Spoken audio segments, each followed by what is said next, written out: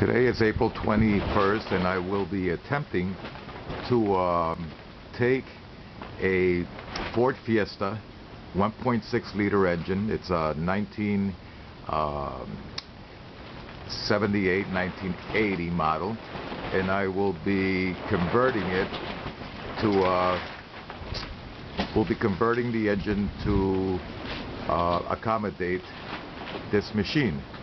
This machine has a 1.6 Ford Kent engine, and it's currently has blow-by and is not working properly. So I went out and bought two engines, and here are the engines still in the van